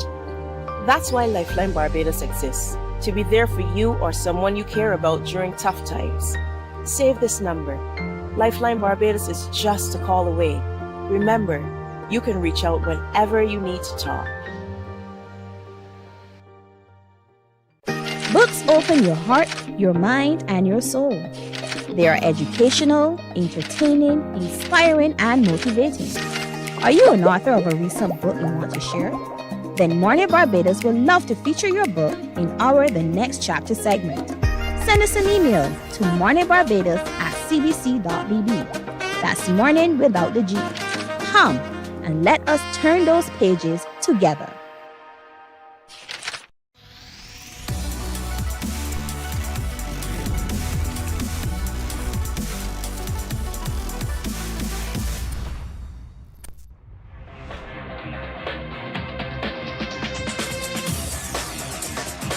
Week after week, Scold presents exciting reports and documentaries on the most varied topics of our time. Spectacular developments and innovations, lifestyle and trends of tomorrow, mobility and tourism, health news, highlights from art and culture. Each contribution grabs the viewer with extraordinary images and stories and takes him into fascinating worlds which he experiences here exclusively and up close. We're there when companies and specialists develop super satellites for a global network in space and can look behind the scenes. Good morning to you. 25 minutes now to go to the hour of 8 o'clock, and it is back. SMS Model Search is back. I'm joined this morning by the current creative director of the SMS Model Search, who is also a former winner of the competition, indeed, in Amaya Howard. Yes. Amaya, good morning to you. Good morning. Thank you so much for joining us. And you've brought 3 of the contestants so far with me here today. I have next to you Sydney Ford. Sydney, I call you Australia. Hi, good morning. That's all right. Elijah Shepherd. Good morning. Very biblical names. Elijah, good to have you. And Malik Drakes. Yes, good morning. All of you. So let's talk about the rebirth of the crown. Yes. So the name is very intentional, and probably very good that it waited so long to be back. It's not only the rebirth of the model search, it's a rebirth of fashion, it's a rebirth of Carlos Yearwood, who the show is dedicated to. Just a full spin on rebirth of modeling in Barbados, as I believe it died down since COVID, and we're just trying to bring everything back up about it. So what's within the contest? What are the contestants required to do, and how do they qualify to be contestants? So they would have had various segments where they got to show off their fashion skills, their styling, their presence, their creativity, and the finalists were chosen based off of points. Yeah. Okay, so here we are. How many are in the final? 7. When is it?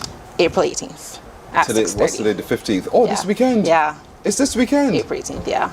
That's Sunday? Yeah. Saturday. Saturday, folks. Saturday this weekend. You're going to the SMS Model Search. Where is it? At St. Michael's School.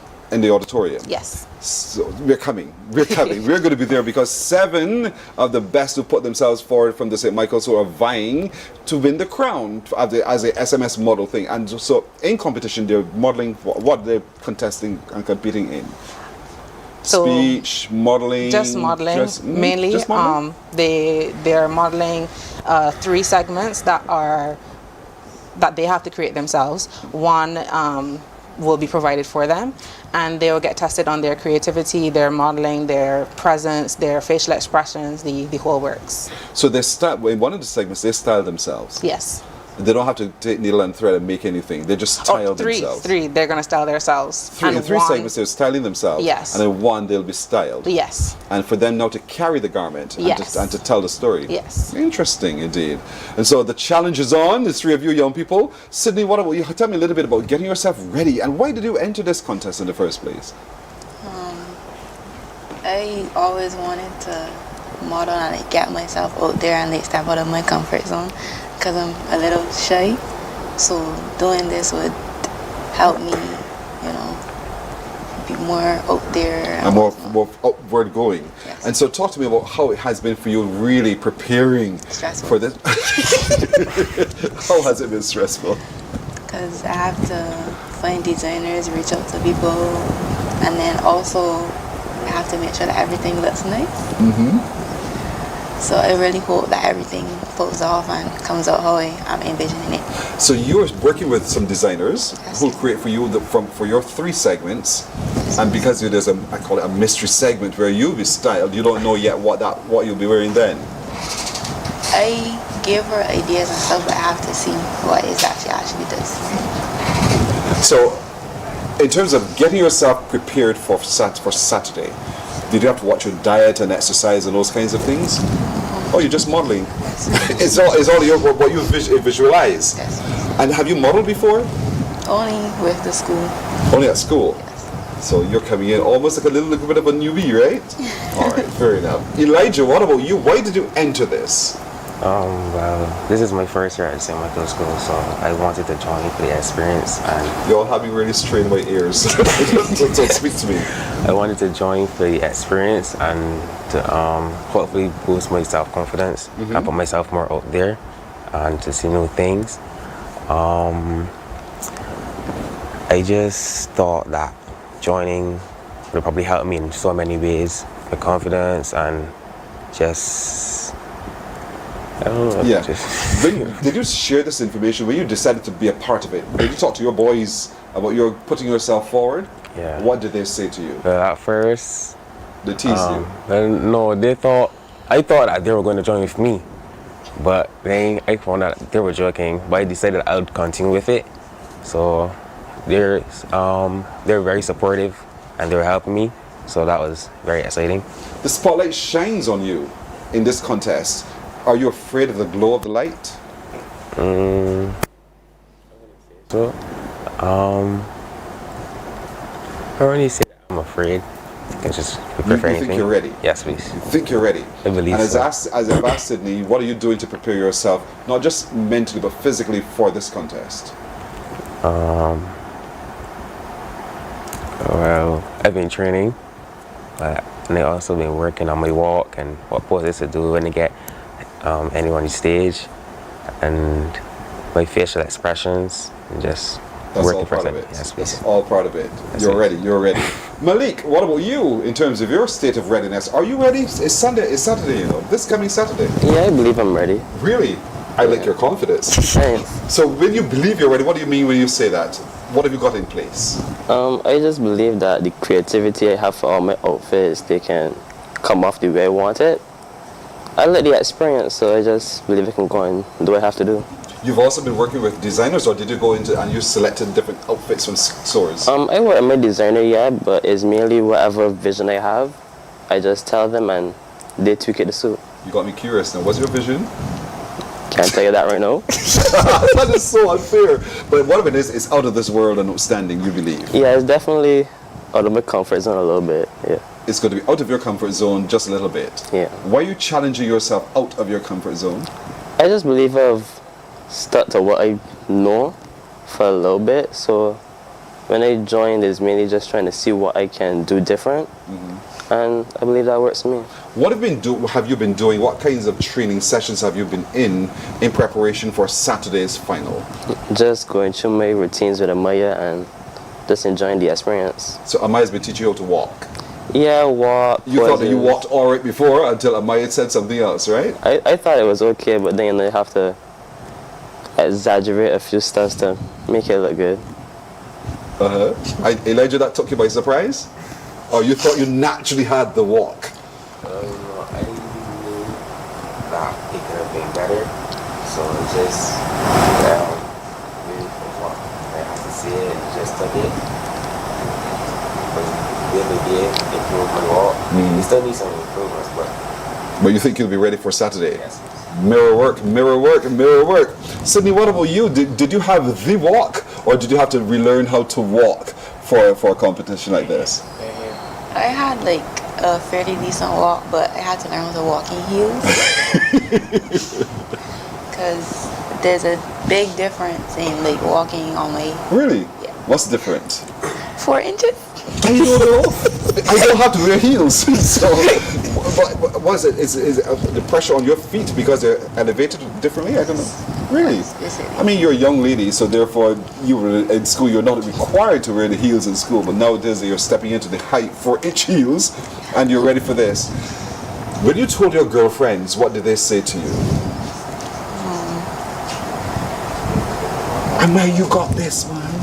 Yeah. I was really nervous, and they were just trying to tell me that you're gonna be fine. You got this. You have enough confidence to go and get it done, and I did. And now I'm here, and I'm really grateful for the opportunity. So, yeah. Malik, what do you think a model means, or being a model would mean for you? It just means that whether I'm designing clothes, I'm wearing somebody else's vision, just how best I can showcase the idea. Wow. And so, here we're talking about this, Amaya. We're ready for Saturday. These youngsters are already responding correctly, and it's clear that they're ready. You've done phenomenal work in getting them ready. Thank you. So it starts at what time on Saturday? 6:30. 6:30 in the auditorium of the St. Michael's School, and you know where that is, on Martindale's Road. It starts at 6:30. The doors open at 6. Early o'clock. 6 o'clock indeed. Parking is limited. Because I can well imagine a number of people who are going to want to be a part of this, whether they're from St. Michael's School or not. They're going to just show up because it's going to be great. So find your own space to park, but be careful of parking on that main road. It's important that we allow the emergency vehicles to pass safely. But you just shut the door and you just pay and you go inside, right? Yes. Okay, it's as simple as that. Carlos Yearwood, this is being done in his honor. Tell me a little bit about him. He was a visionary, a creative. He was amazing. I shouldn't even say was, I should say is, because to me, he hasn't left. He's still here. He's still here every day. He's in everything that I'm doing with the kids. He is present in not only in model search, in every part of my life. So he was amazing. To put him into one word is it can't happen. And so his spirit will be right through the contest on Saturday. To each of you, I wish you well. I wish you well. I wish you well. And I really hope that one of you will come back to say, hey, I won the model search to me really, really soon. All right? Yes. So thank you so much for joining us, indeed. Mornin Barbados takes a break right here. Amaya stayed with us, but we'll meet some more of those who are vying for the SMS Model of the Year in the upcoming Rebirth of the Crown. Stay with us. Morning, morning, morning. Good morning. Good morning to you.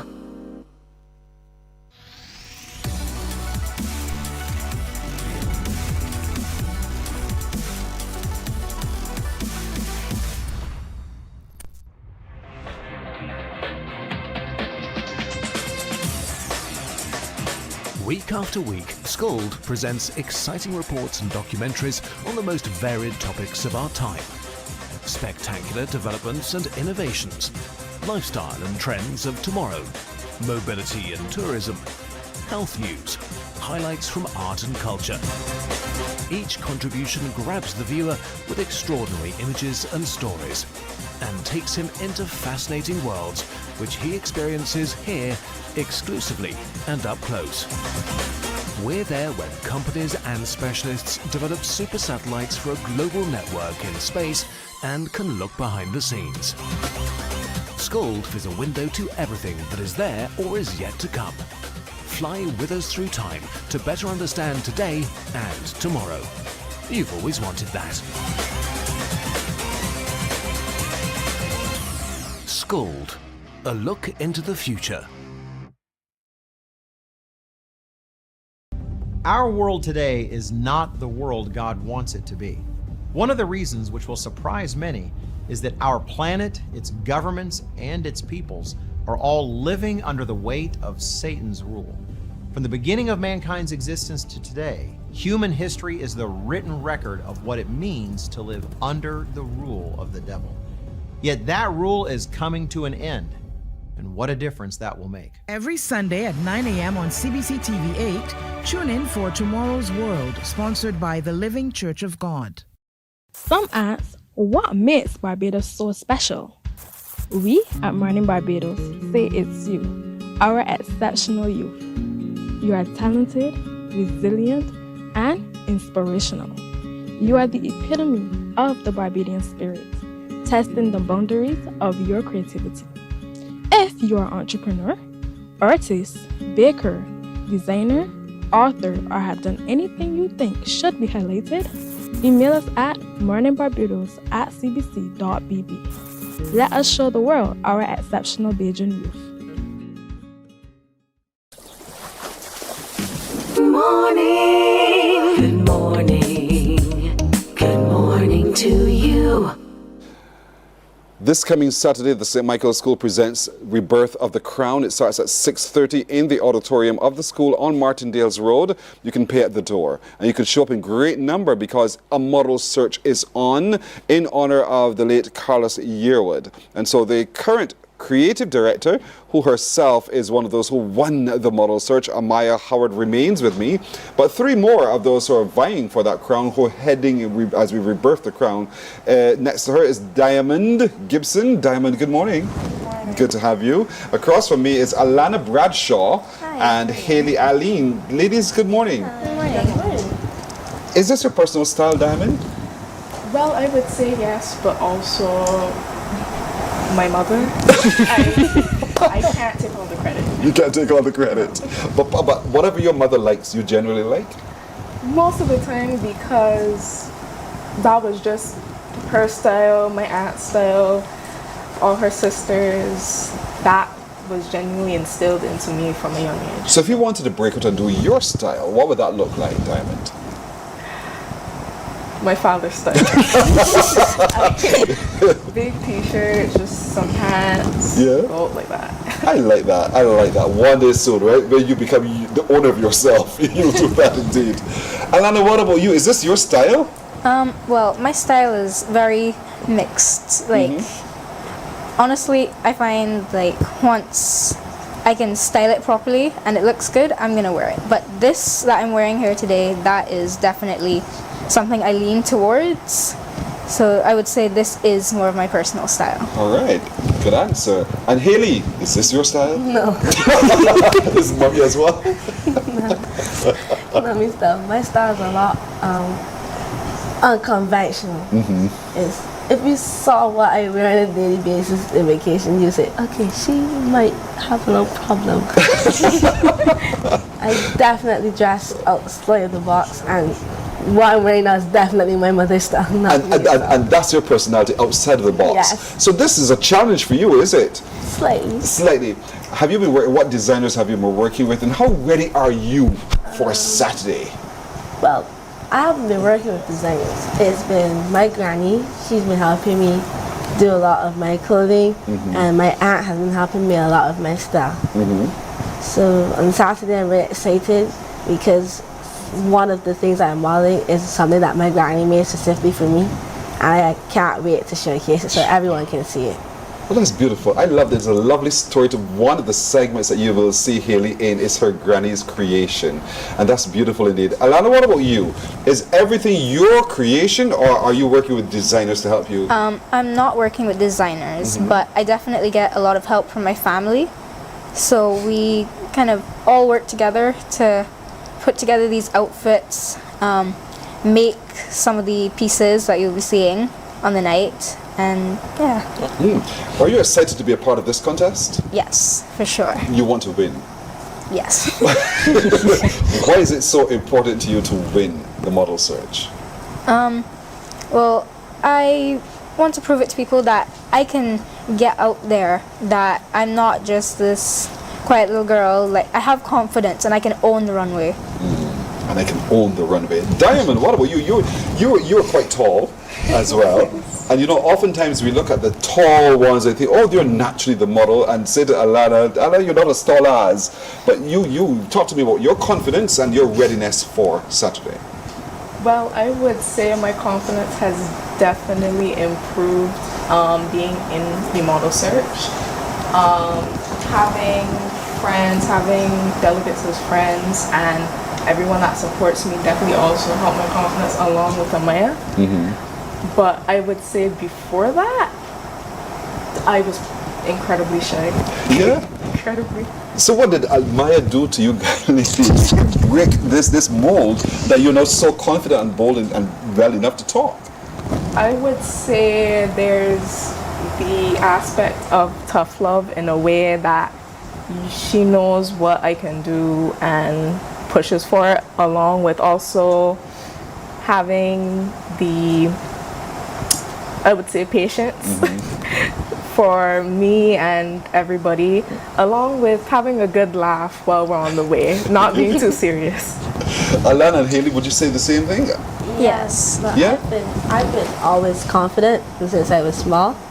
I had to have a natural confidence because the sport that I mainly do, I had to have a lot of confidence to speak to other people. So I've been naturally confident, but Amaya has helped me become more confident, wearing heels, like talking to other people, finding a new way to dress without looking unconventional all the time. So she really has helped me.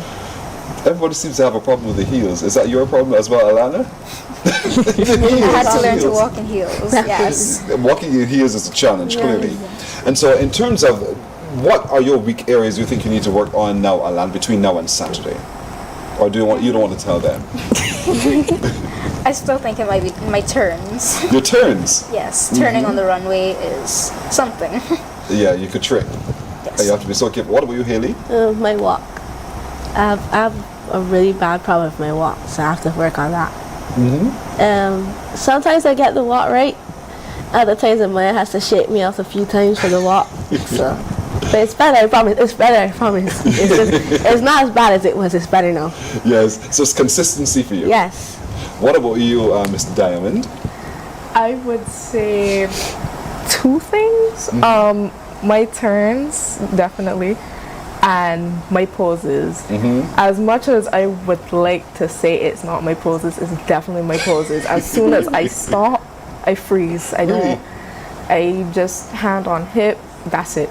I need to figure out how to put myself out there and be out of the box with my poses.